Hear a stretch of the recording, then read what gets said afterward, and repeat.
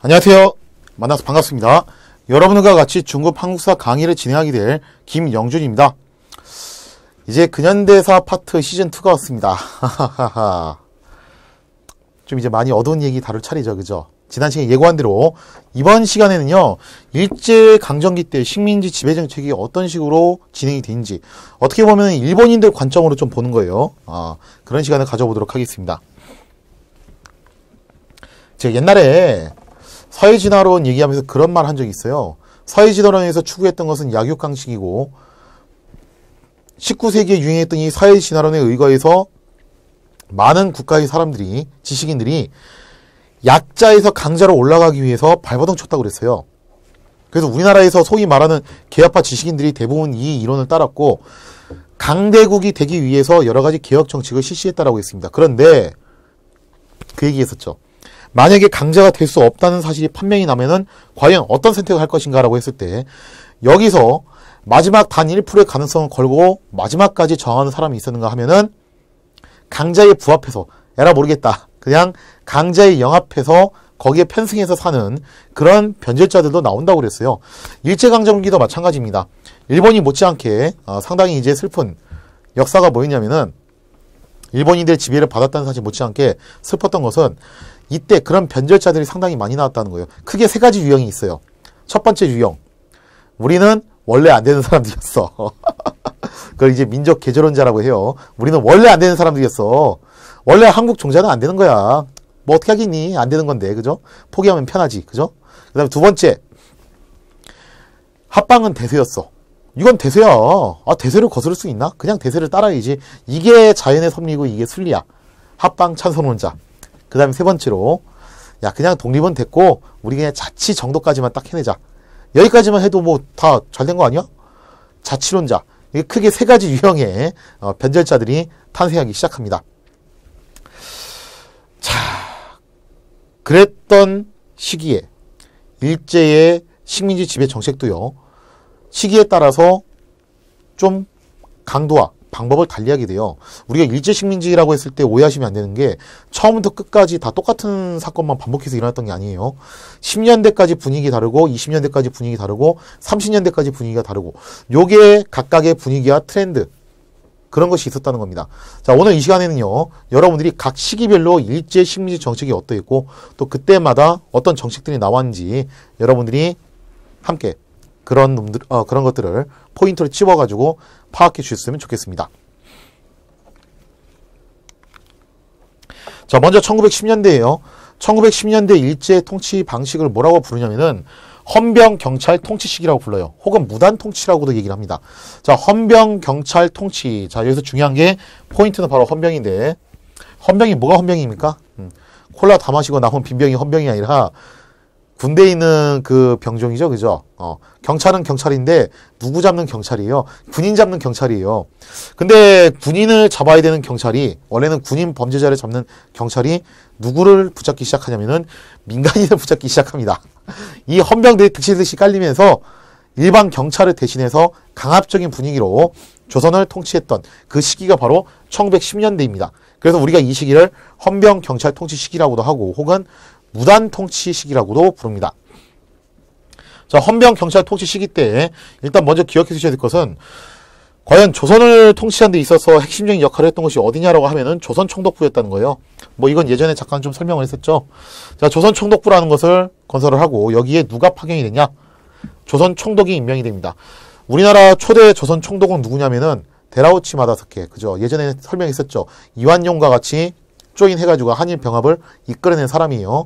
즉, 이토 히로부미가 초대 통감이었고, 이토 히로부미가 안중근 의사에게 피격을 당한 다음에 죽었죠. 그리고 그 뒤를 이어서 왔던 2대 통감이 데라우치였습니다. 그 데라우치가 한일 병합을 이끌어낸 다음에 우리나라 초대 조선 총독으로 부임을 하게 됩니다.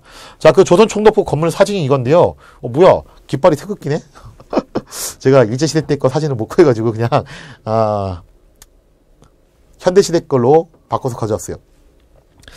어떻게 보면 약간 좀 씁쓸한 건데, 이 조선 총독부가 어디에 건설이 됐냐면은 광화문 앞에 건설이 됐어요. 광화문이 어디입니까? 궁궐로 들어가는 그 입구죠, 그죠? 남의 나라 궁궐 앞에다가 총독부를 지어놨어, 이것들이.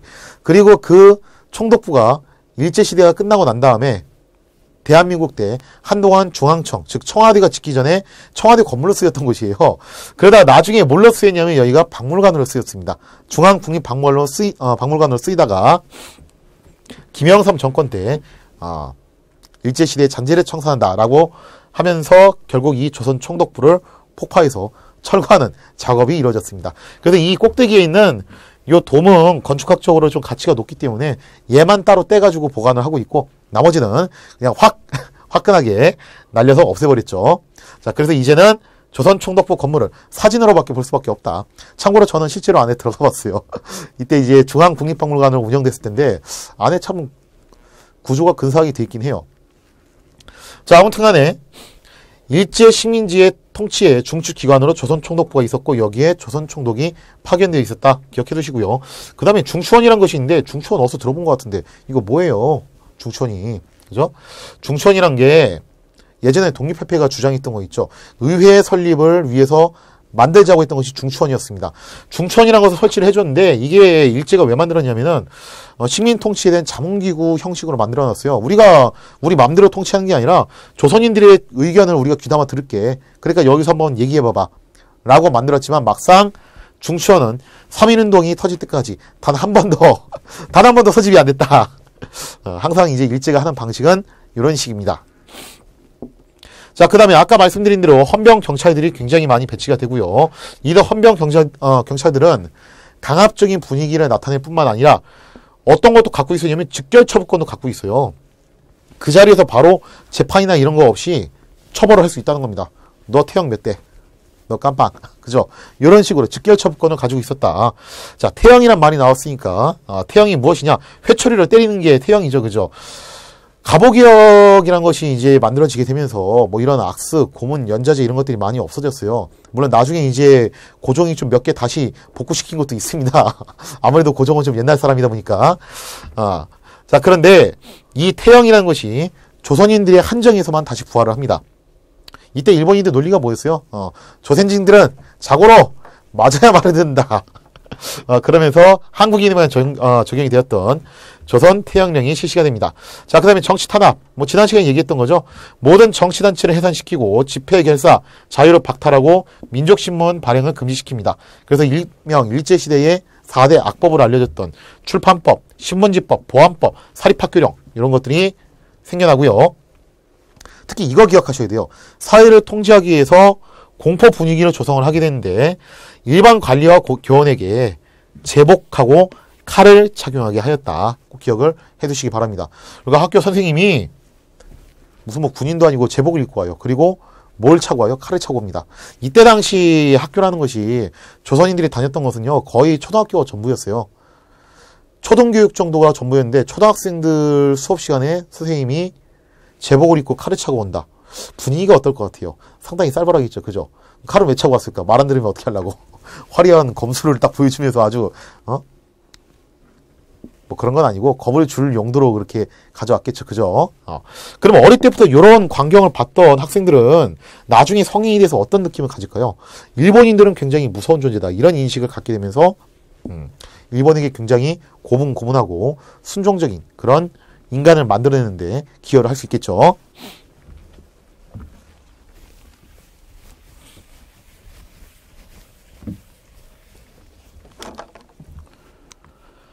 자, 1910년에 있었던 일본의 경제 침탈 중에서 가장 중요한 것은 토지조사 사업입니다. 이게 가치기별로 트렌드가 있는데 10년 되는 토지조사 사업이에요. 토지조사 사업의 명분은 뭐였냐면은 근대식 토지제도를 마련한다라는 것이 토지조사 사업의 명분이었어요. 너네 보니까 이게 무슨 토지 대장 자체가 제대로 정의가 안 돼 있지 않냐? 더군다나 소유권 이런 증명도 제대로 돼 있지 않다.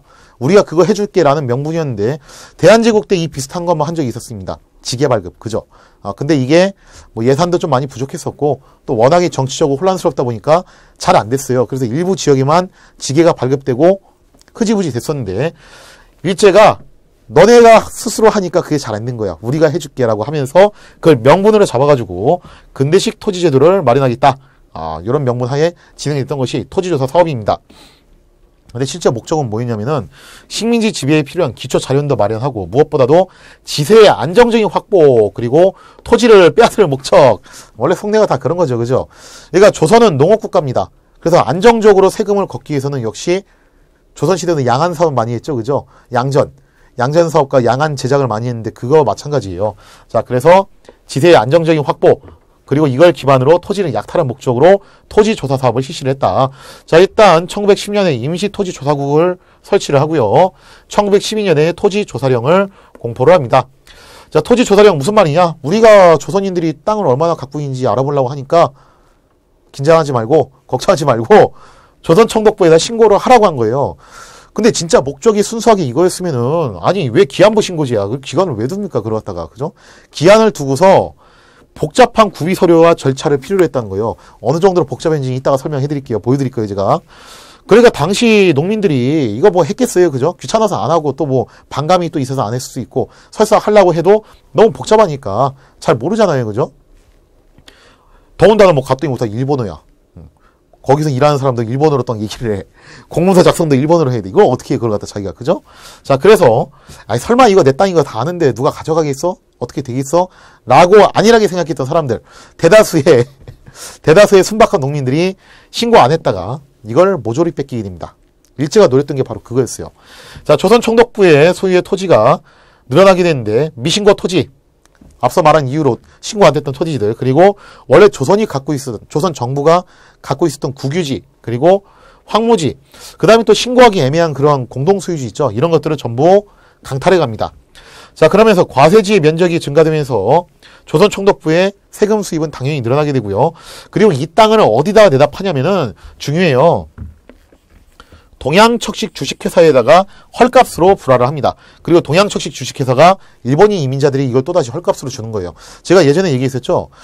대한시설강령을 갖다가 일본에서 발표를 하면서 조선을 확실히 먹기 위해서는 어떻게 된다? 일본인들이 많이 이주해야 된다. 근데 뭐 밑도 끝도 없이 이주시키면 돼요. 그죠? 정착할 수 있는 만한 땅을 줘야 될 거 아니에요. 그 땅을 제공해주는 방식이 이런 방식이었다는 거예요. 자, 그 다음에 소장농의 관습상 경작권. 자, 요거 중요한 얘기예요. 이거를 상실했다. 조선에는 세 가지가 있었어요. 하나는 수조권, 하나는 소유권, 하나는 경작권. 수조권은 뭐 옛날에 주구장창 설명했죠. 그죠? 세금을 거둘 수 있는 권리. 그러나 이 수조권은 사실상 조선 중기로 넘어가면은 사라집니다. 직전법이 폐지되면서 사라지게 되고요. 그러면 소유권과 경작권만 나와 있는데, 소유권이야 뭐 이제 내 거라는 것을 입증하는 건데, 그거를 근대적으로 문서화시킨다는 명목하에 토지조사 사업을 한 거고요. 경작권은 부정해요. 경작권은 소장농들이 이 땅을 경작할 수 있는 권리를 말하는 거예요. 그러니까 이 경작권 문제 때문이라도 지주들이 뭐 소장농을 함부로 쫓아내지는 않았을 수도 있어요. 그죠? 좀 그런 관계가 복잡한 거예요. 아무나 막 이렇게 와서 경작할 수 있는 게 아니라 나름의 그것도 권리로 인정을 받았다는 겁니다.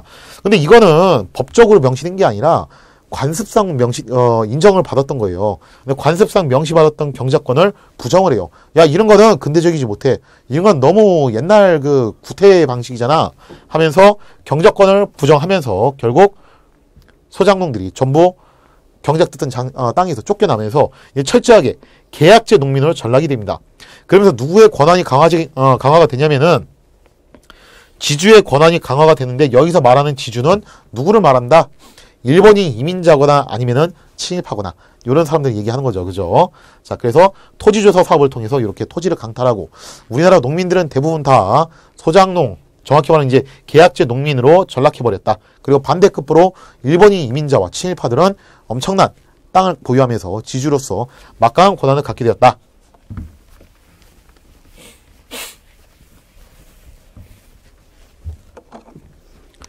자, 그 다음에 1910년대에 산업침탈을 놓고 보시면 이렇습니다. 일단 중요한 게 회사령이라는 것이 선포가 되는데요. 회사령이란 무엇이냐? 회사의 설립을 위한 총독 허가제예요. 너네 조선인들이 회사 세우고 싶으면 어떻게 된다? 총독부의 허가를 받아야 된다. 그래서 목적은 한국 기업의 설립과 발전을 저해하고요. 민족 자본의 성장 등을 저해한 목적으로 만들었는데, 사실 요거는 교과서적인 설명이고, 조금 더 우리가 역사를 심도 있게 보면 그래요. 우리가 일제식민지 시대의 역사를 볼 때 너무 우리나라 쪽 관점으로만 보면 안 됩니다. 일제시대는 좋던 싫던 일본인이 우리를 지배했던 시대예요. 그래서 일본의 그 흐름도 좀 볼 필요가 있어요. 회사령은 조선에서만 있었던 게 아니라 일본에도 있었습니다. 사실 일본 회사, 자본가들도 상당히 불만이 많았던 게 회사령이에요. 당시 일본이 제국주의 시대에 접어들면서 제국주의 국가들 특징이 뭐냐면은 독점 자본주의예요. 즉 정부에서 밀어주는 특정 기업이 경제를 장악하는 구조입니다. 왜 광무개혁 때 그 정도 이런 방식 썼었죠. 조선 직조사. 그래서 도고에 독점권을 부여해주고 거기서 재정을 확충하는 정경유착이 이루어졌다는 거예요. 일제도 그런 방식이었어요. 그래서 물론 이제 이런 목적도 있긴 있었는데 원래 일본 경제 시스템이 그렇게 굴러가는 이유도 있었습니다. 또 그때 당시에. 그래서 이런 식으로 성장했던 일본의 대표적인 회사가 뭐였냐면은 미쓰비시 중공업. 이런 특정 기업만 혜택을 누리고 독점을 하는 그런 체제였어요. 원래 그런 체제였어요. 걔네들은. 자, 그러면서 회사령이 선포되면서 당연히 조선인들이 회사 세우기가 상당히 힘들어졌죠. 자, 그 다음에 전매제. 뭐 전통적으로 하던 거죠. 돈 되는 것들을 국가가 장악하는 거예요. 인삼, 소금, 담배에 대해서 실시를 하고요. 자, 그 다음에 또 중요한 게 조선식산은행입니다. 조선총독부의 산업정책을 지원하기 위해서 식산은행이라는 것을 설립을 하게 됐다. 철도 여전히 관심이 많아요. 자, 경원선, 이제 강원도 쪽으로 연결되는 경원선이 연결이 되는데 이거는 자원을 수탈하기 위해서 만들고요. 그 다음에 호남선이 연결이 되는데 이거는 식량을 수탈하기 위해서 만든다. 자, 그러면은 철도가 어떻게 연결되어 있는 거냐면은 요렇게 되어 있는 거예요. 자, 수도 서울을 중심으로 경인선이 연결이 돼 있죠. 그 다음에 부산까지 경부선이 연결이 돼 있어요. 그리고 의주까지 경의선이 연결이 돼 있고, 그 다음에 호남선, 전라도 방향으로 호남선 연결돼 있고, 강원도 방향으로 경원선이 연결이 돼 있습니다. 마지막으로 연결 안 된 게 뭘까요? 여기서 그러면 딱 봐도. 그죠? 요 라인 연결이 안 되죠? 요거는 잠시 후에 연결이 됩니다. 자, 이렇게 해서 철도가 완성이 되면서 좀 더 자원과 식량을 수탈하기 위해 수월해졌고요. 기타적으로 봤을 때 뭐 어업령, 삼림령, 지세령, 광업령, 임야조사령 이런 것들을 실시를 해서 조선에 있는 각종 자원들을 수탈하기 위한 그런 준비들이 모두 완료가 됩니다.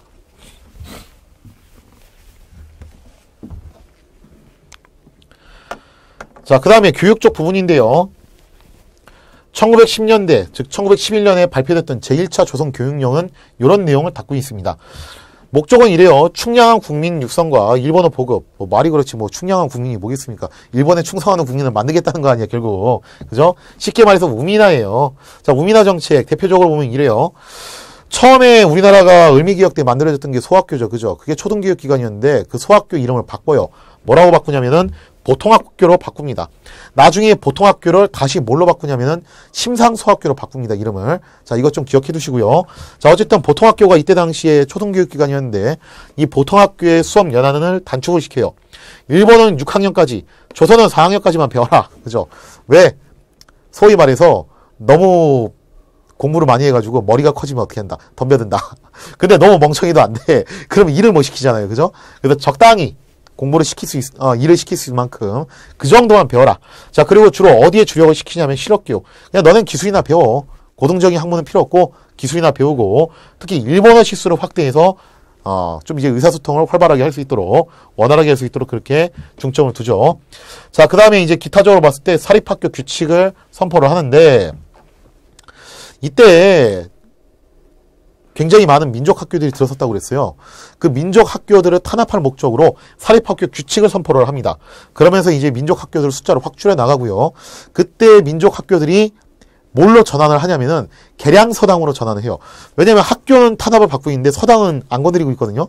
그래서 계량서당으로 전환을 해가지고 말은 서당인데 실제로는 학교하고 똑같습니다. 그런 식으로 전환을 했어요. 자, 그러자 일제가 이걸 눈치채고 1918년에 서당 규칙을 발표를 하면서 서당도 탄압을 해요. 자, 그러면서 결과적으로 1910년대에는 교육 쪽 부분에도 상당한 탄압을 받았다. 자, 이제 첫 번째 사이클이 끝나고 두 번째 사이클이 옵니다. 일제시대. 1920년대 분위기가 좀 달라지는데 다음 시간에 자세하게 배울 겁니다. 3.1운동이 일어나면서 일본도 좀 충격을 받았어요. 우리가 도대체 뭘 잘못했길래 저렇게 조선인들이 화가 나가지고 길거리를 뛰쳐나와서 독립을 외치게 되었는가. 한번 우리도 좀 반성을 해보자 라는 분위기가 있었고요. 또 이때 중요한 게 일본의 민주주의가 발달을 합니다. 그러니까 이 시대가 일제 식민지 시대다 보니까 일본 쪽도 우리가 알아볼 필요가 있어요. 일본이 경제 발전은 상당히 일찍부터 이루고 했는데 민주주의 발전에 있어서는 굉장히 뒤처져 있어요. 지금도 일본 민주주의는 엄밀히 말하면은 우리나라보다도 좀 한 발 늦춰져 있습니다. 자, 당시에 일본 민주파가 승리를 하면서 정권을 장악하게 됩니다. 이때를 다이쇼 데모크라시라고 부르는데 민주파가 정권을 장악하다 보니까 뭔가 분위기도 좀 부드럽게 돌아가는 거예요. 자, 그리고 자본주의가 발달하면서 독점 자본주의 이거 잘못된 거다. 무슨 대기업 혼자 다 해먹냐. 이거 정경유착 아니냐, 솔직히 말하면은. 그러지 말고 자유롭게 경쟁하자. 요런 의견도 나오기 시작하고요. 무엇보다도 중요한 거는 러시아 혁명이 성공하면서 공산주의가 유행을 합니다. 당시 공산주의는요, 식민지를 인정하지 않았어요. 이거는 잘못된 거다. 공산주의는 평등하게 사는 거 좋아하죠. 그죠? 그래서 공산주의에서 식민지 국가에 대한 독립을 지원해주기 시작했다. 그래서 이런 분위기들이 형성되면서 1920년대는 일제도요, 식민통치 방식이 좀 부드러운 방식으로 전환이 돼요. 그래서 뭐라고 하냐면 이때를 문화통치라고 합니다. 라고 하지만 우리는 이걸 뭐라고 얘기를 하냐면은 민족 분열 통치다. 사실 문화 통치의 포인트는 뭐냐면 이겁니다. 조선의 그 식민지 정책을 유화적으로 접근을 하면서 살살살 달래는 거예요. 그러면서 잘 꼬셔가지고 일본에 순응하는 사람을 만들어내는 겁니다. 그러면서 조선인들끼리 갈등을 일으키는 거예요. 아, 이만하면 그냥 살만하지 않냐. 우리가 그냥 일제 식민지에 순응하자. 아니다. 우리는 독립을 해야 된다. 이렇게 두 패로 갈라지게 만들어가지고 서로 싸움을 붙인다는 겁니다. 이게 일본의 전략이었어요. 자, 그래서 일본에서 뭐라고 약속을 하냐면은, 아, 그래, 우리가 보니까 너무 군인 출신들만 총독으로 보내니까 분위기가 험악했던 거 아니냐. 앞으로는 문관 총독으로 보내줄게 라고 약속을 해요. 그러나 실제로는 문관 총독이 한 명도 오지 않았다. 진짜 끝날 때까지 한 명도 오지 않았습니다. 자, 그 다음에 보통경찰제, 이게 중요해요. 헌병같이 그런 이제 군인경찰을 배치를 하니까 분위기가 너무 험악했던 거 아니냐. 그러지 말고 보통경찰, 일반 경찰들을 데리고 오자라고 하면서 온 게 뭐냐면은, 여러분들 일제시대 하면 떠오르는 게 항상 있죠. 일본인 순사. 그 악명 높은 순사. 그래도 순사가 헌병보다 낫다 이거예요. 그나마. 그죠? 순사가 이때 와요. 즉 순사 제도가 실시가 되면서 경찰수와 경찰관 기관의 수는 오히려 더 증가합니다. 헌병을 빼고 순사로 대체한 대신에 오히려 경찰의 수는 더 늘리는 거예요. 자, 그리고 난 다음에 독립운동가들을 탄압할 목적으로 치안유지법을 제정했는데, 사실 치안유지법은 정확하게 말하면은 독립운동가를 탄압할 목적으로 만들었다기보다는 공산주의를 탄압할 목적으로 만들었습니다. 공산주의가 굉장히 위험해요. 얘들 입장에서 봤을 때. 일본인들 입장에서 봤을 때는 독립운동가보다 더 위험한 건 공산주의입니다. 왜? 독립운동가는 오로지 어느 쪽에서만 나오냐면 한국인들 사이에서만 나와요. 근데 공산주의자는 한국인, 일본인을 가리지 않고 나올 수 있어. 더군다나 이거는 정권을 전복시키는 게 목적이잖아요. 얘들도. 그렇기 때문에 그 공산주의자들을 색출하기 위해서 만든 법이 치안유지법입니다. 그런데 이때 당시에 제가 뭐 이제 다음 시간부터 설명을 하겠지만, 독립운동가들 가운데서 공산주의를 따랐던 사람들이 또 많았다는 거예요. 그래서 치안유지법을 통해서 공산주의자도 잡고 독립운동가도 잡고 꽝도 먹고 알도 먹고, 자, 이런 식으로 돌아가면서 탄압을 하기 시작하죠. 자, 신문 창간을 허용시켜줍니다. 그래서 이때 만들어졌던 신문이 조선일보와 동아일보 같은 신문이 만들어지는데, 뭐 곱게 이거 창간하겠어요. 그죠? 엄격한 검열과 정관을 실시를 하는 거예요. 그리고 애초에 조선일보 같은 경우는 특히나 이제 만들어졌을 때 처음에 사장이 누구였냐면 송병준이었어요. 그러니까 이게 친일파 색채를 갖고 있는 거예요. 그러니까 일제가 허용을 해준 겁니다. 그나마 동아일보는 친일파 색채, 친일 색채가 아주 그렇게 강하진 않았어요. 그러니까 이제 일본도 좀 이제 눈 가리고 하는 거죠. 친일 색채가 완전히 강한 신문 하나 놔두고 조금 이제 덜한 거 하나 놔두고, 그러면서 저 봐라, 우리는 공평하게 했다, 이런 식의 이제 말을 하고 싶은 거죠. 자, 어쨌거나 그나마 이런 신문들조차도 엄격한 검열과 정관을 실시를 하게 되고요. 그 다음에 자치권 부여해줄게. 그래, 너네도 우리 민주주의 원칙에 따라서 자치권 부여해줄게 라고 당근을 제시해줘요. 자, 그러면서 도평의회, 부면 협의회를 설치를 하는데, 당연히 여기에서 있는 사람들이 누구겠습니까? 뭐 지금으로 치면 뭐 시의원, 도의원 이런 사람들인데, 여기에 있는 사람들은 당연하게도 일본인 이주자들, 그리고 친일파 이런 사람들을 위원으로 임명해가지고 운영을 하고요. 그나마도 의결권이 없는 자문기구로 전락하게 됩니다.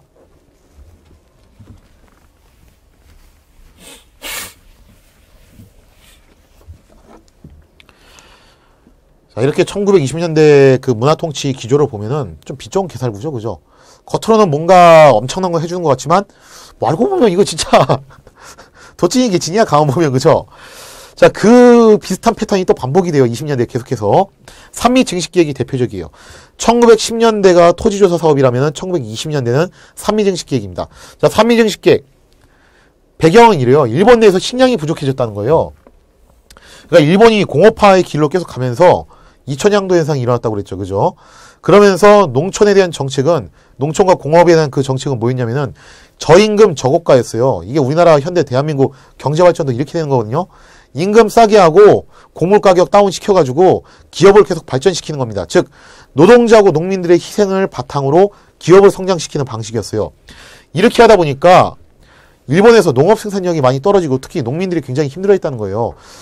농민들이 힘들어하다 보니까 농업 생산량이 떨어지게 되고 농업 생산량이 떨어지다 보니까 인구 대비 식량 수급이 안 된다는 겁니다. 그래서 이 식량 부족 현상을 해결하는 목적으로 역으로 조선을 농업을 발전시켜가지고 거기서 식량을 확충하자. 그런 발상을 하게 됩니다. 그리고 한 가지 이유가 더 있어요.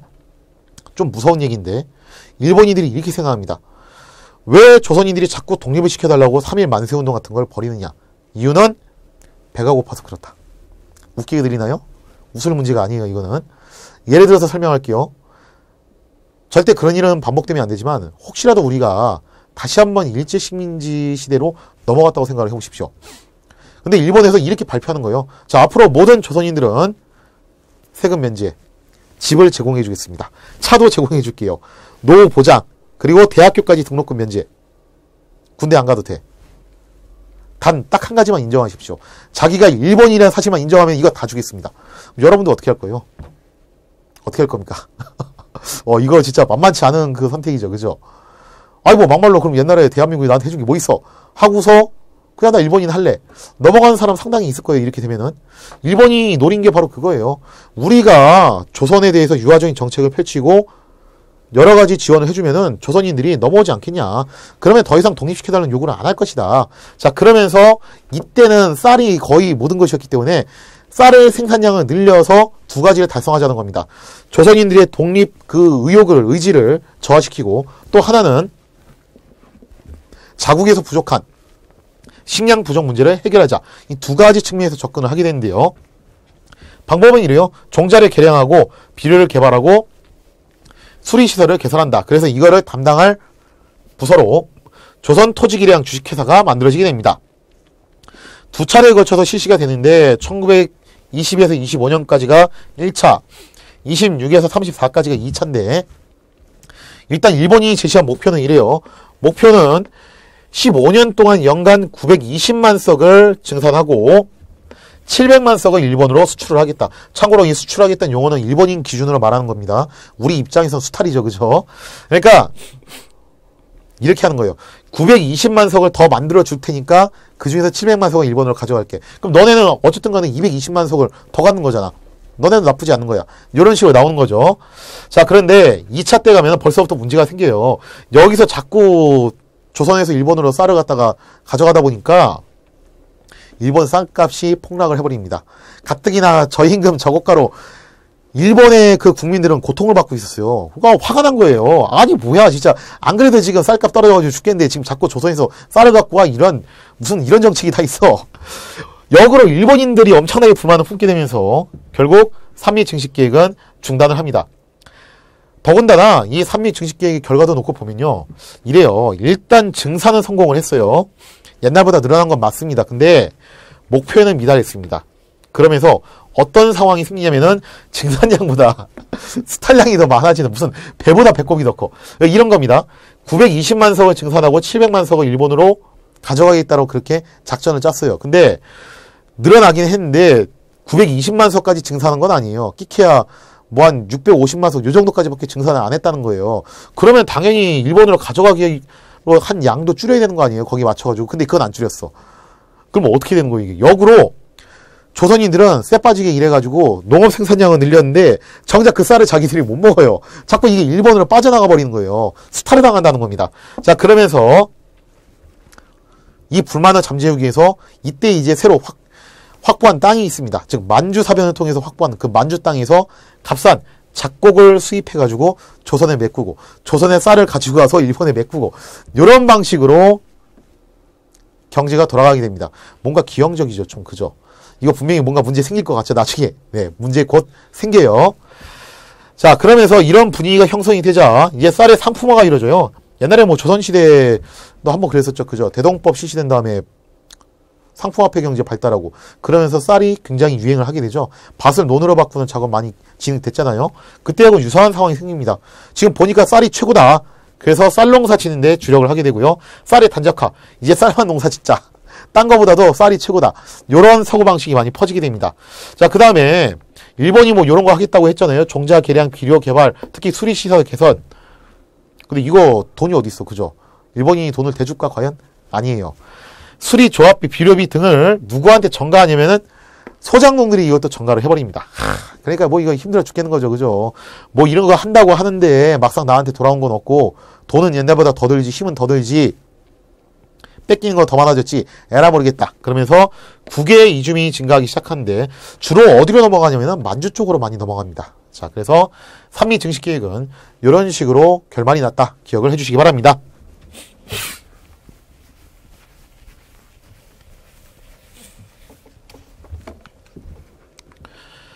자, 그 다음에 일제 1920년대 산업 침탈을 보면 이렇습니다. 회사령이 철폐돼요. 제가 설명드렸죠. 제국주의 시대 때 일본의 경제는 독점 자본주의였어요. 그리고 그 독점 자본주의가 1920년대에 비판을 받았다고 그랬어요. 그런 식으로 독점하지 말고 자유롭게 경쟁하자. 그러면서 일본 내에서도 회사령이 철폐되고 조선에서도 회사령이 철폐가 되면서 신고제로 전환이 됩니다. 이제는 신고만 하면은 그냥 해줄게. 근데 이렇게 했더니 어떤 문제가 생기냐면요. 일본 회사하고 조선 회사하고 자유경쟁이 붙었어요. 누가 이길까? 보나 마나죠, 이건 진짜. 그러면서 역으로 이제 일본 자본의 한국 지배율이 점점 증가하기 시작합니다. 자, 그 다음에 관세도 철폐를 하긴 했는데 갑자기 관세 철폐는 왜 나왔냐. 예전에 기억나시나 모르겠어요. 처음에 강화도 조약 체결했을 때 무관세였죠. 이게 문제가 되니까 2차 수신사 때 김홍집이 가가지고 협정을 좀 했어요. 그러다가 1883년에 조일통상 장정 개정을 통해서 무관세를 협정관세로 바꿨다라고 그랬습니다. 그게 계속 이어지다가 요때 가서 관세가 철폐돼요. 그럼 관세도 없앨게. 그죠? 자, 그러면 일본 상품에 대한 관세가 철폐되면서 일본 상품들이 물밀듯이 밀려오기 시작합니다. 과연 조선 회사에서 만든 상품이 경쟁에서 이길 수 있을까요? 힘들겠죠. 요것 때문에 어떠한 운동이 일어납니다. 그거는 나중에 설명드릴게요. 자, 그 다음에 신은행령을 발표를 하면서 조선이 소유한 은행을 강제로 이제 합병을 시켜버리고요. 철도, 아까 설명드린 대로 드디어 함경선이 개통되면서 한반도의 X축의 철도가 확립이 됩니다. 이제 한반도 어디든 이제 서울을 중심으로 이동을 할 수 있는 그런 교통망이 확충이 된 거죠.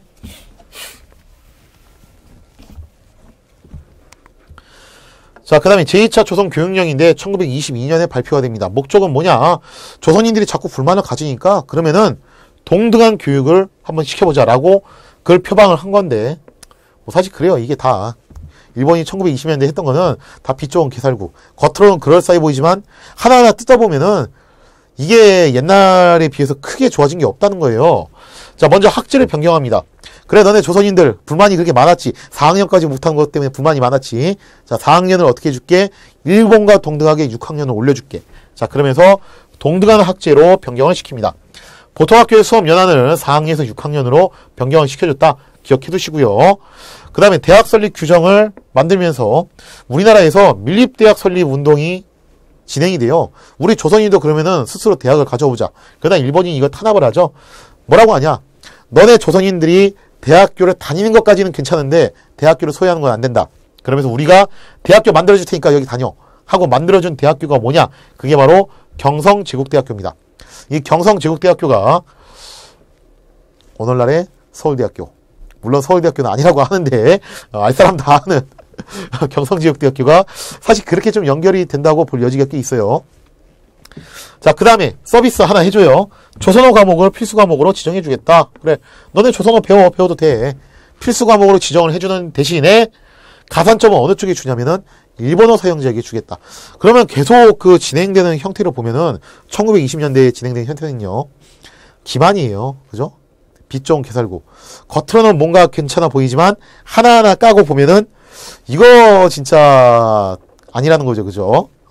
자, 이게 1920년대 문화 통치의 전반적인 트렌드였다. 그렇게 기억을 해주시기 바랍니다. 자, 이제 드디어 마지막 3단계 1930년대로 넘어갑니다. 1930년대에 엄청난 사건이 발생을 해요. 제가 아까 얘기했죠. 그죠? 일본 경제가 뭔가 좀 기형적이라고 결국 사단이 납니다. 경제 대공황.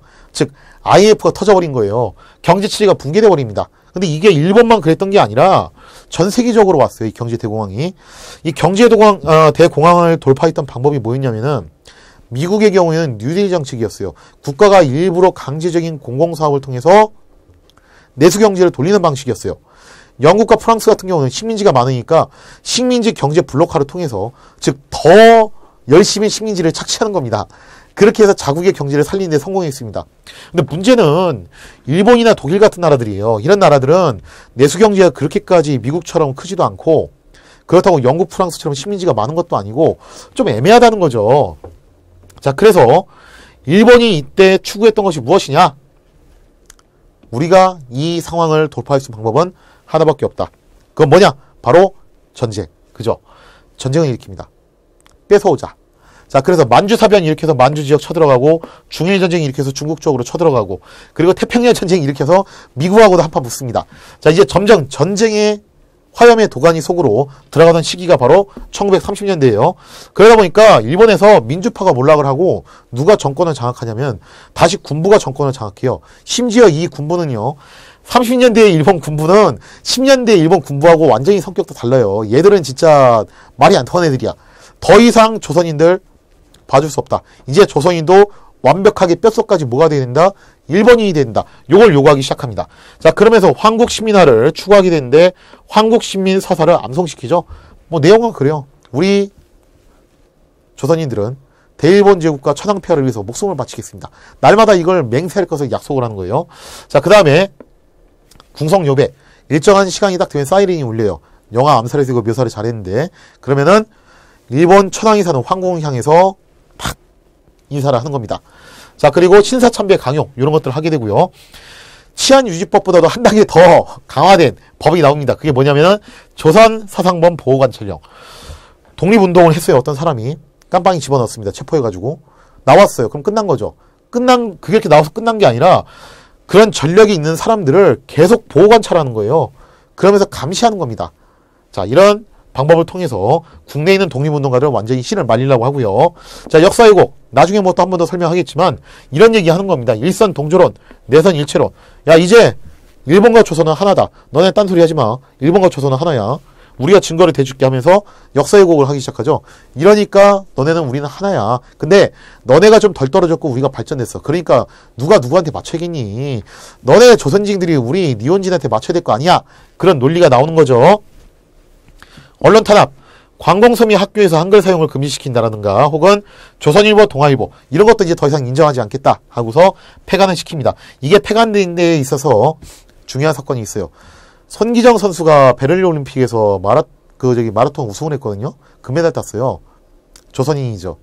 근데 출전 국가는 뭐였겠습니까? 일본으로 나온 거예요. 그래서 가슴에 일장기를 단 상태로 금메달을 받고서 사진을 찍은 겁니다. 이거를 조선일보 동아일보에서 일장기를 좀 이제 지웠어요. 그러갔다가 그랬다가 이게 발단이 돼가지고 결국 폐간의 수술을 받게 되죠. 자, 그 다음에 창씨기명 요구합니다. 이제 너네들은 완벽하게 일본인이 돼야 된다. 이름도 일본식 성명으로 바꿔라 하면서 이거를 강요를 하고요. 만약에 이거 거부할 경우 식량 배급을 중지한다든지 혹은 각종 불이익을 줌으로 인해서 안 하면 안 되게끔 분위기를 그렇게 몰아갔다는 거예요. 자, 그 다음에 전시복장을 강요하죠. 이제 전쟁에 나가야 되니까 남자는 국민복, 여자는 몸빼를 입도록 그렇게 강요를 했다. 기억을 해주시기 바랍니다.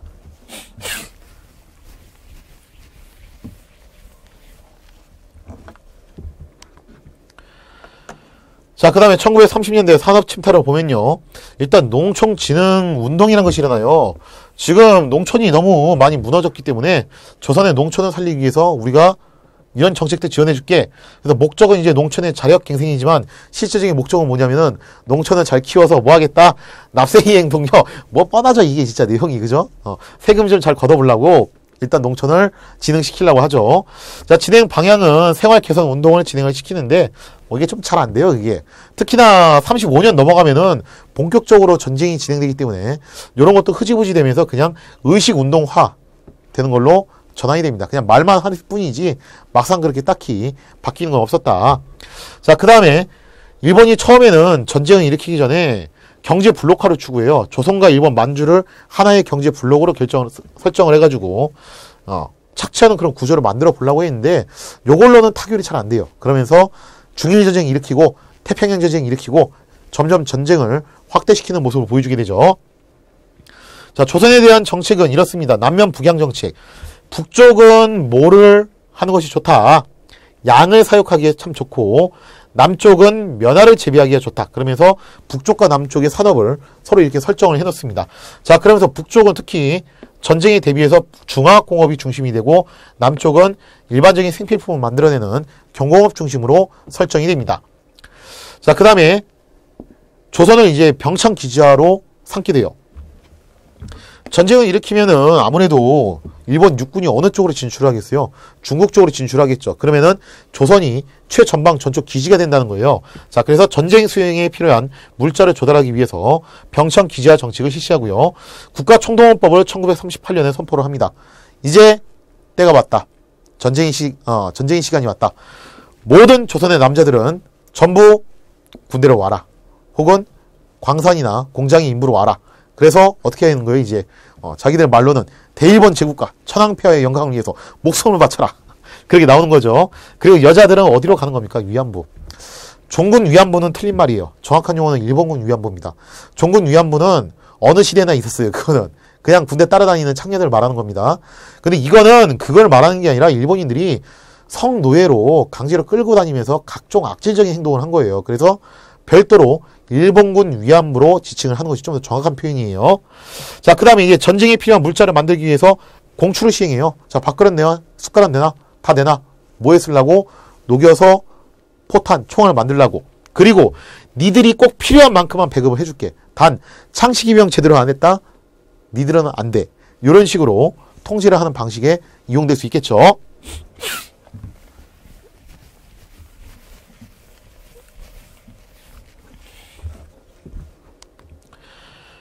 자, 1930년대 교육정책을 놓고 보시면요. 3차 교육령과 4차 교육령, 요거를 이제 좀 묶어서 설명을 하도록 하겠습니다. 제3차 교육령은 1938년에 발표가 됐는데, 목적은 전쟁 시즌이잖아요. 그죠? 그래서 전쟁 수행을 위한 목적이었고, 특히 황국 식민화 교육이 주요 목적이 되었습니다. 아까 제가 얘기했어요. 처음에 소학교가 보통학교로 바뀌고, 보통학교가 심상소학교로 바뀝니다. 그 심상소학교에서 뭐를 강조하냐면 수신, 체조, 즉 육체적으로 하는 과목들을 좀 더 강조하게 돼요.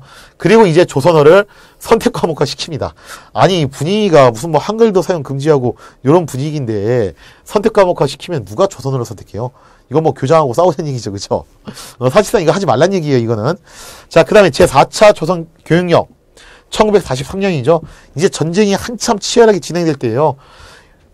이제는 전시 동원 체제가 확립이 됩니다. 그러면서 학교에서 뭐를 훈련한다? 목검, 총검 같은 훈련을 하게 되고요. 수업 연화 단축시킵니다. 교육 같은 거 필요 없어. 빨랑빨랑 나와가지고 군대 들어가. 그리고 훈련을 강화시키면서 체련을 신설하죠.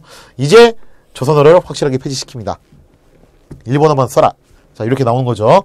자, 그 다음에 1941년에는 초등학교령이라는 것이 발표가 돼요. 심상소학교를 국민학교로 개칭을 합니다. 어서 많이 들어봤죠? 그죠? 국민학교. 혹시 강의 듣고 계신 분 중에서 국민학교 세대 있으신가요? 참고로 저는 국민학교 나왔어요.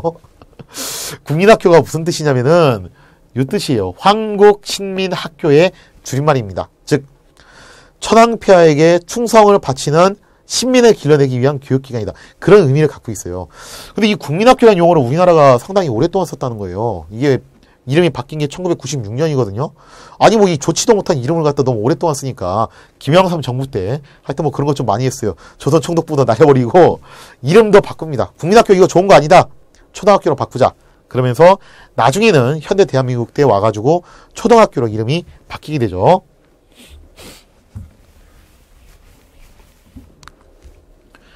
자, 핵심 정리 들어가도록 하겠습니다. 1910년대 일제 식민지 지배 정책은 헌병 경찰 통치, 또 다른 말로 무단 통치라고도 했습니다. 일제는 조선 총독부를 통해 조선을 통치했다.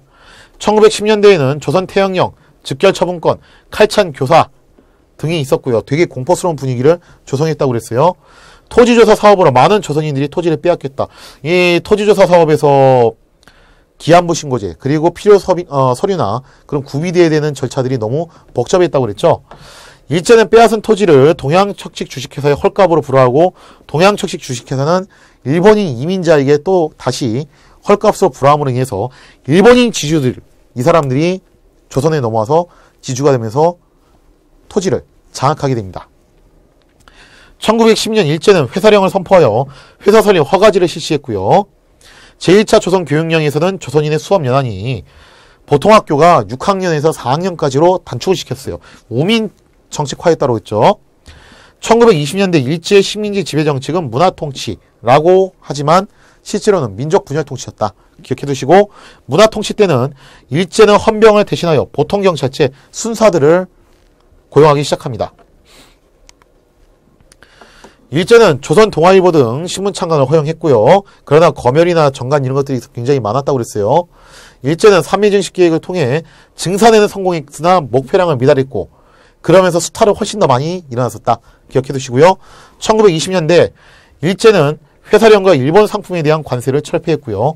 제2차 조선교육령에서 조선인의 학제는 일본과 동일하게 바뀌었습니다. 즉 4년에서 6년으로 다시 돌아온 겁니다. 1930년대 일제 식민지 지배정책은 민족말살 통치였다. 민족말살 통치기에는 황국식민사사, 궁성요배, 신사참배 등이 강요되면서 조선인을 일본인화 시키는 작업이 이뤄지고요. 일제는 조선사상범 보호관찰령을 통해 독립운동가를 감시했다. 예전에 1920년대에는 치안유지법이 있었다고 그랬죠. 일제는 내선일체를 통해 조선의 역사를 왜곡했고요. 1930년대에는 일제는 한글 금지, 정확히 말하면 공문서나 이제 국가기관에서 금지시킨 거예요. 창씨개명, 그리고 신문폐간 등의 탄압을 가했다. 1930년대에 일제는 조선을 병창기지하기 시작했고요. 남면 북양이라고 했어요. 남쪽은 면화, 북쪽은 양을 사육해라. 남쪽은 경공업, 북쪽은 중공업을 중심으로 한다. 그 다음에 국가총동원법으로 인해 징용, 징병, 위안부, 공출, 배급 등이 실시됐고, 제3차 조선교육령에서는 전쟁 수행을 목적으로 한 교육이 실시되었습니다. 그러면서 심상소학교에서 수신, 체조 이런 것들이 강조됐다고 그랬죠. 제4차 조선교육령에서는 전시동원 체제가 확립되면서 목검훈련, 총검훈련, 그리고 수업연한 단축 이런 것들이 이뤄지고요. 국민학교령으로 인해 심상초학교는 국민학교로 개칭되었는데, 국민학교는 황국신민학교의 줄임말이다. 이렇게 기억을 해두시면 되겠습니다. 자, 실력 향상 문제 풀어보도록 하겠습니다. 1번 문제. 다음 내용의 토지조사가 실시된 시대적 분위기로 올바른 것을 고르시오. 가, 토지조사령. 딱 보니까 1910년대네요. 그죠? 자, 토지조사령 내용 한번 읽어볼게요. 제1조. 토지의 조사 및 측량은 본령에 따른다. 제4조. 토지 소유자는 조선 총독이 전하는 기간 내에요. 그죠? 기간 내에. 기간제 신고라고 그랬죠? 기간 내에 주소, 시명, 명칭 및 소유지, 소재, 지목, 자본어, 사표, 등급, 지적, 결수 이렇게 많어. 이거 진짜 복잡해가지고 이거 하겠어 이렇게? 더군다나 이걸 갖다가 기한부로 하라니 보나마나 또 일본어일 거 아니야 이것도.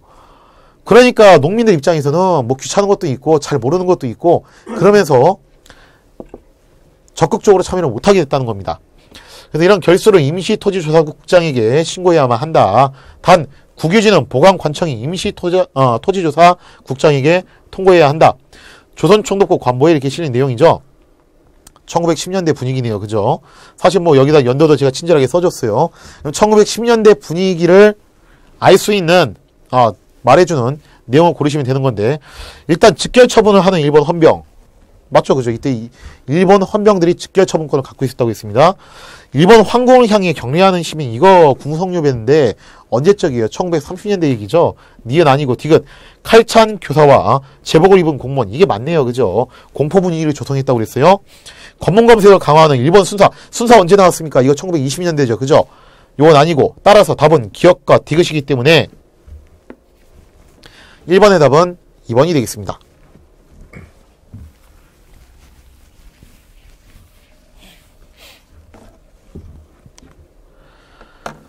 자, 2번 문제. 다음과 같은 보고서의 결과로 나타난 사건을 올바르게 고르시오. 일본에서 쌀 소비량은 연간 약 600만 석이다. 자, 쌀 소비량 얘기 나왔어요. 일본 내 생산고는 약 5,100만 석을 넘지 못한다. 일본 인구는 해마다 70만 명씩 늘어나고 국민 생활이 향상되면 1인당 소비량도 점차 늘어나게 될 것이므로 앞으로 쌀은 계속 모자랄 거래요. 일본 국내에서. 이거 해결책을 어떻게 제시하냐? 따라서 지금 미국 증식 계획을 수립하여 일본 제국의 식량 문제를 해결하는데 도움을 주는 것은 진실로 국책상 근무라고 믿는다. 조선 총독부 농림국 어떻게 하겠다는 겁니까? 식민지 조선에서 식량을 생산해서 일본으로 수탈을 하겠다. 가져가겠다는 얘기죠. 그죠? 산미 증식 계획이네요. 자, 그 결과 보겠습니다. 1번 제3차 조선 교육령 요거는 1930년대 얘기죠. 아니고 2번 조선에서의 남면북양 정책 이것도 1930년대 얘기죠. 아니고 3번 조선 태양령이 실시되었다. 이거는 1910년대 얘기죠. 요거보다 이전이니까 아니고 4번 산미증식 계획이 실시되었다. 그 결과가 바로 요거죠. 그죠? 5번 회사령의 선포로 허가지가 실시되었다. 요것도 그 이전 얘기이기 때문에 아닙니다. 따라서 2번의 답은 4번이 되겠습니다.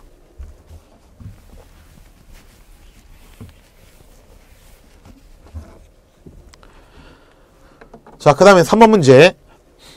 다음 내용을 통해 알 수 있는 역사적 사실로 올바른 것을 고르시오. 제1조 국가총동원이란 전시 혹은 전시에 준하는 경우에도 포함되는데 전시의 국방 목적을 달성하기 위해 국가의 전력을 가장 유효하게 발휘하도록 인적 및 물적 자원을 운영하는 것을 말한다. 보니까 여기 국가총동원이란 말이 나왔어요. 벌써 이거 통해서 언제적인지 알 수 있겠죠. 그죠? 1930년대 민족 말살 통치 시기 때 국가총동원령을 내렸구나. 그 시기구나라는 것을 우리가 알 수 있습니다. 자, 제4조 정부는 전시에 국가총동원상 필요한 때에는 칙령이 정하는 바에 따라 제국 시민을 징용하여 징용이란 게 나왔네요. 그죠? 총동원 업무에 종사할 수 있다. 단 병역법의 적용을 방해하지 않는다. 정부는 전시에 국가총동원상 필요한 때에는 칙령이 정하는 바에 따라 물자의 생산 수립 배급이 나왔어요. 양도 기타 처분 사용, 소비, 소지 및 이동에 관하여 필요한 명령을 내릴 수 있다. 그러면 국가총동원령이라는 말이 계속 나오고 있고 징용, 배급 이런 말이 나오고 있으니까 요 시대는 1930년대로 파악을 할 수가 있겠죠. 1번 도평의회 부면협의회가 설치되면서 자치권을 줄락말락 좀 이제 그래도 유화정책 쓰는 거죠. 언제적입니까? 1920년대죠. 아니고 2번 조선일보, 동아일보 등의 신문이 창간되었다. 이것도 역시 1920년대죠. 아니고 3번 조선인의 토지가 동양척식 주식회사의 헐값에 불화되었다. 이거는 토지조사령이네요. 이건 1910년대니까 아니고 4번 조선인의 수업 연한을 일본 학제와 동일하게 했다. 동일이요. 동일. 즉 4년에서 6년으로 넘어온 거죠. 이것도 1920년대니까 아니고 5번 각종 물자를 공추하여 배급제를 실시하였다. 요게 답이네요. 그죠? 자, 그래서 3번의 답은 5번이 되겠습니다.